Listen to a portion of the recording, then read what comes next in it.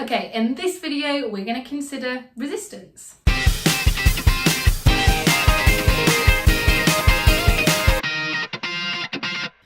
As the name suggests, resistance is all about how difficult it makes it for the current to flow. So put simply, we can say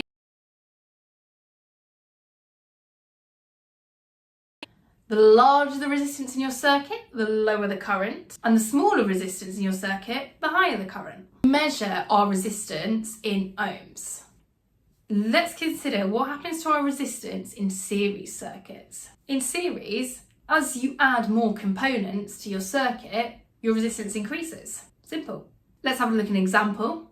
Say you have two bulbs which both have a resistance of 4 ohms, and you have a resistor with a resistance of 8 ohms in series with each other. How do I find the total resistance of my circuit? Well, you simply add them together. 4 plus 8 plus 4 is 16 ohms. The more stuff I add, the more the resistance increases, and the lower the current gets. Parallel circuits are a little more complicated. Let us say that you start with the following circuit: a cell and a bulb with a resistance of 4 ohms. Now I'm going to add a branch in parallel. The resistance of the circuit has dropped. Now that's really counterintuitive. The more stuff you're adding in parallel, the more the resistance is dropping. So it might be helpful to consider our postmen again. If you haven't seen my previous videos, my postmen are my coulombs in my circuit and the wires are the roads that they are driving around. Now, in a parallel circuit where you have multiple branches, it's like your postmen have more routes that they could take. And because they have more roads that they can travel down, it is easier for them to flow. So in my original circuit, I had 2 amps flowing through my circuit. Now in my new circuit, I can have those 2 amps flowing down both of the branches. And because of my parallel rules that we visited in a previous video, current into the junction equals current out of the junction. So 2 plus 2 is equal to 4.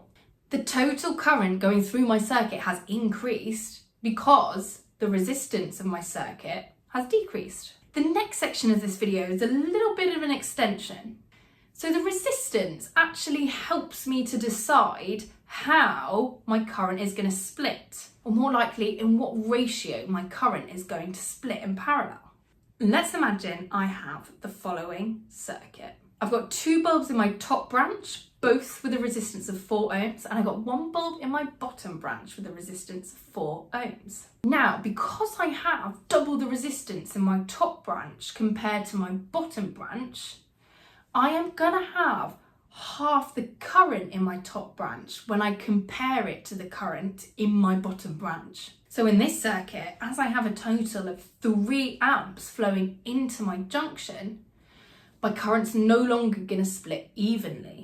There's gonna be 1 amp through the top branch and 2 amps through the bottom branch. It's twice as easy for my current to flow through the bottom branch that has half the resistance. Okay, hopefully you found that helpful. Please make sure you download the notes and click on the next video to continue learning about electricity.